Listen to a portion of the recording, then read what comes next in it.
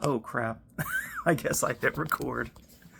Um, I don't know. I was just thinking about the book that I'm putting out probably in September, uh, which I said October and I changed it. And the reason why there was a thematic thing in October with the first book I ever self published, which was released on Father's Day.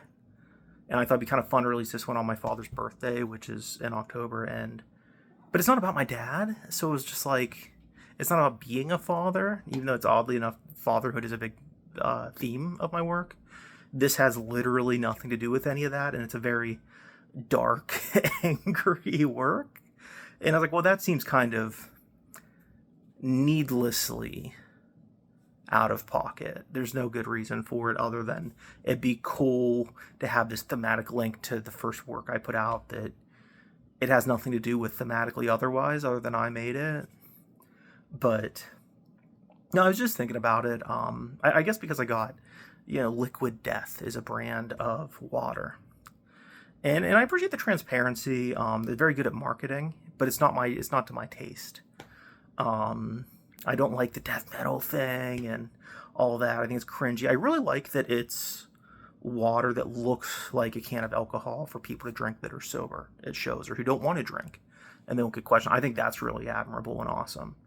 But I got one of their waters once just to test it, to be open minded, like, hey, I don't think I'd like this, but I'm going to try it to give it a fair chance. And it was what they said. It's just water in a can. It was good. It's water.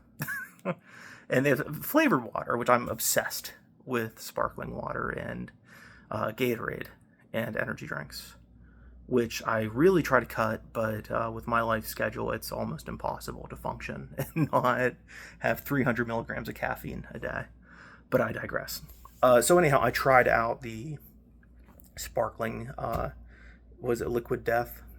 Yeah, I got that. And who knows? I think I'll probably like it. Again, like the branding though, it's like a woman with lipstick and she's like, maybe not like Mr. Beast's forced a smile. Somebody said that he smiles without his eyes in all his thumbnails, which I don't really follow his content or anything, but I've noticed that where it's always he never I forget what they call it. It doesn't matter when you smile with your eyes, but he never like expresses up here. So it's just like, and that's all you get. It's very forced and funny. Um, but anyways, it ties in with the work I'm putting out because a lot of that was inspired by listening to Slayer, particularly Rain and Blood, which was produced by Rick Rubin, who I'm not a fan of. But I read his book because people said it was good, and I was like, I should be open minded. And I did read his book, and it was okay. It was nothing new. I think it's good. Like, if you don't read a lot of self help, if you don't read a lot of creative stuff, especially creative philosophy or Eastern philosophy, if you never read Joseph Campbell, then you'll probably love it. If you've read those things, you'll say, this was good, it wasn't anything new. But it's interesting to hear all this coming from a guy who's worked with everybody in the industry. And Rain and Blood particularly, I was listening to it, and I don't like metal music. I don't like rock music really anymore. I try to get back into it, but like I like the band Slayer. I think Black Sabbath is great. I like Iron Maiden. I like Pantera. But there's always not so much with Black Sabbath, honestly, especially their first album. That's my personal favorite. But with a lot of these albums and bands, there's a lot of like irony and nostalgia. I just feel like I'm a teenager again listening to it, and I'm not listening to it to listen to it. I'm listening to it to remember listening to it. And a lot of my work the past 4 years has been largely inspired by electronic music and DJ sets and live shows and like compilation mixtapes. Very, again, dance music, pop music, that kind of stuff, rap music even though there's not really rapping in the books. Could you imagine? But I thought like I should be inspired by this, and I already have one book inspired by a Slayer lyric. My book Conditional Love was inspired by a lyric, before you see the light you must die.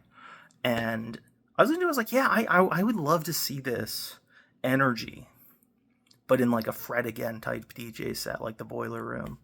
That palette with the aesthetic of Slayer, if that makes sense. And there's very aggressive, very, very high energy electronic music. I listen to it. It's almost all I listen to. But I don't, that specifically. So the project was really just inspired by that, like the Slayer album art and the pacing, especially Rain and Blood. That's what I love about that album, is like it just goes and does not stop for half an hour. And I wanted that feeling, but with kind of an electronic flavor too. Mix that in, because I think that would be very cool and interesting and antithetical to each other. Most people are afraid to mix those two things because of purists and all that. But what was I gonna say? Yeah, I was putting it together. I've been working since 2024, early 2024. I was around photography and developing a style, which is largely inspired by the artist Haylog, who's an artist that I think is great and makes beautiful art, unironically. And I'm a huge fan of, especially that year, and a lot of interior photographs that you could just take on a cell phone for the album and single art. And I was kind of doing something like that, mixed with a little bit of Sam Raimi. I was doing some like video stuff and Ansel Adams. And then I was doing that for like a long time. Like I have probably hundreds of pictures, just trying to find my own kind of style. But I knew I wanted like claustrophobia. I wanted interiors mostly, black and white specifically. And I want stuff that's just like stuff people don't take pictures of or take for granted, and try to find an artistic side of it, like a door frame or a light switch. Very mundane, but stuff that you see a lot of, and trying to present it in a way that's maybe a bit unusual, which I guess is a somewhat common trope in art exhibits when you think about it. There's the one old one with the like performance vacuums from the 50s. There's a famous art set with that kind of stuff. But so I was doing that, and then in September of last fall, just a complete crap show for me. Easily the worst season of my life. And I wrote a lot. I had just finished RE Acting, and that was built around the track list, or the chapter, whatever you want to call it. I don't care. It has a fake chapter listing and a fake index at the start with fake titles, and then you read the book and it's totally different. And that's the point. It's about acting. It's about masking in public rather than presenting your true self. I mean, the book itself has a fake title. So then I was working on that with this project. I wrote a lot of short stories, a lot of like dream stuff too, just like a dream journal of sorts, mixed with just all kinds of different ideas. So throwing everything at the wall: scripts, short stories, stream of consciousness stuff, a word art, as I call it, or designer lit, which is basically using word and text and fonts and colors as like paintbrush strokes, is what I hope to do. I'm not saying it's successful, but a literary approach to pixel art, essentially. And I was working with that, and I had it, and I had like 5 titles for it. I have this joke. It's a very mean joke, and it's not true at all, which is why I don't like to tell it. But it's the original title of the book was it Happy for Your Happiness, I think. But I had to change the title because I'm not. It's the joke, but that's not true. I don't like that kind of humor. It's bitter and mean. But no, the honest truth is I already had a short story titled that, and the themes changed so much that it was no longer relevant. It was really just, I don't know. It doesn't matter. I'm not going to explain the original title. I'll never use it. But then it transformed a lot, because after that I wrote Take-Two.jpg, and then I wrote the football book, which I don't like referring to by name because it's not personal. It's just I don't like it.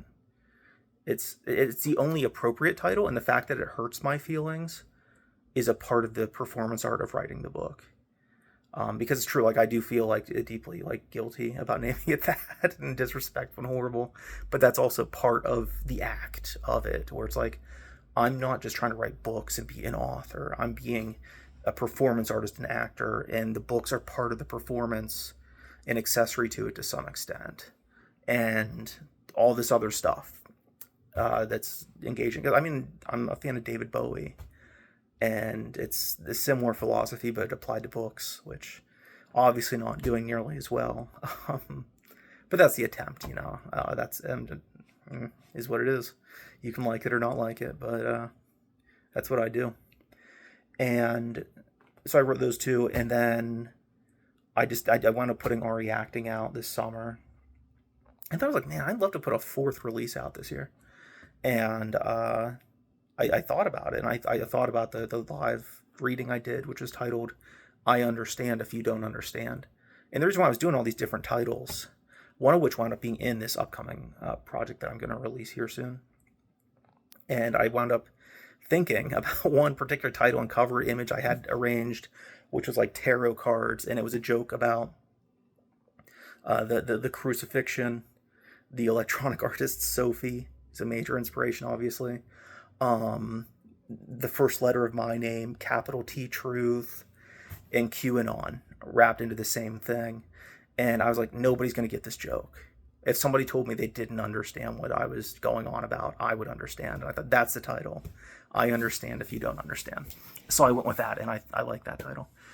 And I felt like the past two projects were so vanilla and mainstream. I really like Take Two. The football book I'm very conflicted on, but again, that's part of the performance art. If I wrote it to my standards and I was happy with it, two things would have happened. Either A, it would have been a worse work of art, and B, I probably would have just never written again. Because it was, hey, I got this magnum opus I always wanted. I'm content now. And that would have been great for me. But for anybody else, the book functions best if the author hates it, which I know is a conundrum, especially. It's intentionally and unintentional. I don't know. It doesn't matter. But if you read the book, you read the themes, and you pay attention, especially to the last section, Forever Fumbling, you have to understand why the author's disappointment and rejection of the work is essential to the work itself. But digressing, so I had all these photographs. I had all these chapter titles, and I love some of the chapter titles, and it just didn't feel right. It was just everything like Party Boy, which I did in 2023 was, which I wanted. I liked. I wanted that weirdness, that experimentality, that threw everything at the wall. But I wanted cohesion too, because I really like that about Take Two particularly. With that book, I think I said I have like 31 chapters or pieces, I prefer to call it, that I'm allowed to include, and that's all I get. You tell your story in this many pieces. If it's a short one, then it has to be important enough that you're sacrificing a long one for it. And I actually worked on that. I had like this wedding anthology book in my head since about 2019. I always wanted an Ingmar Bergman wedding story. Particularly like Fanny and Alexander. There's a fly buzzing around. The Fanny and Alexander, the first like hour at the Christmas party. I wanted that, but at a wedding. And of course, Crimes and Misdemeanors, and the ending of that movie is a huge, huge inspiration. I cannot tell you how much I probably ripped that off. I probably don't even know. But so I always wanted that, and so I had so many ideas and subplots and characters that I just cut, and it was just like, make the decision. You have to get this order, and that's where I think I just ate the fucking fly. Wow, what bad luck. That is embarrassing and disgusting. And there aren't flies busting around my apartment or anything, by the way. I've been in and out, so I don't know if it just flew in. It's not like I'm, what was it, Dust Cloud or whatever, Cotton Ball or something. From not Rugrats, from Charlie Brown. What's that kid's name? Dirtball? That's not how I live. I'm OCD, so I have a pretty clean place, all things considered, for a single guy in his 30s. But what is that kid's name, and why would his parents name him that? What is his name? Oh my gosh, like piece of shit? It doesn't matter. But I can't even think. That fly, just devouring that fly, just completely threw me off. That ruined the whole video. But I guess that's production value. That's memorable. Wow. This I'm gonna try to tie it together. Oh yeah. The track list, because it was so important to RE Acting, because that's a fake out, is the fake index and the false presentation, where the book could be read front to back or back to front, where you either see the mask and dig beneath to the face, to the inner thoughts, to the conscious, to the subconscious, or you go from the subconscious to the conscious, to the face, to the mask. And you either go from real to fake or fake to real. And it hit me with this project that I was becoming too precious with the titles. And I was too reliant on them to tell the story. And the photography as well, where I was including pieces because I loved the title. I was including pieces because I loved the photograph accompanying it. And it just lacked cohesion, and it really wasn't amounting to anything for me. It was a sum of its parts. It was like, I like this piece, and I like this piece, and I like this piece. And this piece is good. It doesn't really fit, but the title fits, so I'm going to include it. And so what I did was I just broke down all the walls. I got rid of, like, all the page breaks. I got rid of anything concrete. It's a very abstract work. It's very, like... I really did want kind of like Jackson Pollock. I can't remember. Basquiat is one. Keith Haring, oddly enough. I wanted, which Keith Haring's not really as abstract, but he's more like, I'd say pop art, I'd guess. But I wanted that level of abstraction. And I wanted, like, if you don't understand this, you don't understand it. And I'm not going to give you a chapter title as a hint. There's no breadcrumb trail. You're just looking at it. This is the canvas on the wall, and you can make of it what you will. It's inspired by Francis Bacon. It's inspired by Jackson Pollock and Basquiat. It's inspired by Slayer. It's inspired by, like, club music and electronic music, and it just is what it is. And it's extraordinarily weird and daring in a way that I think my last few projects weren't. Whereas this one, I'm legitimate. Like, there's not one single piece in it that I'm not, like, a little bit afraid to release. I don't think any of it's, like, offensive, because it's all art. So I think that's kind of silly to be offended by it. But it's like, there's nothing in it that's not some creative risk. There's nothing in it that, like, my ego isn't afraid of. And I think that's a really good thing, to have that hesitation and that challenge for myself. And it could totally, I mean, I guarantee some people would see it like, this is trash, this is an F. I wrote it in large part with this in mind, where it's like, I do not want to write something. Now, it's borderline me. So this isn't personal disrespect. Some of my favorite people are this demographic. But I don't want to write something that, like, I could see hypothetically, not that it ever would, but that could be discussed in the way that, like, The Great Gatsby was discussed in my high school. Great teacher. Which is why I like this example, because somebody I respect and like, and I'm not criticizing them. But, like, basic is what I'm getting at. Like, the white dress represents Gatsby's image of her being pure, and the green light is, like, ambition. And no, thank you. I don't want that. I want, like, English teachers to look at this and be like, what the fuck is this shit? This is ruining literature. Like, I wanted to challenge literature. I want to challenge visual art. I want to challenge, to some extent, music theory. I wanted to challenge everything that I could. And there will definitely be people that hate it. I can't guarantee there's people that will love it or like it. But that's a good thing. I think that's, as an artist, what I need to do to push myself and try. And if it sucks, if it's like a D- or an F, who cares? It doesn't change anything. So it's a wild project, and I know some days I'm really excited about it, and then other days I'm like, oh Jesus, what have I done? But that's cool. That's how it should be.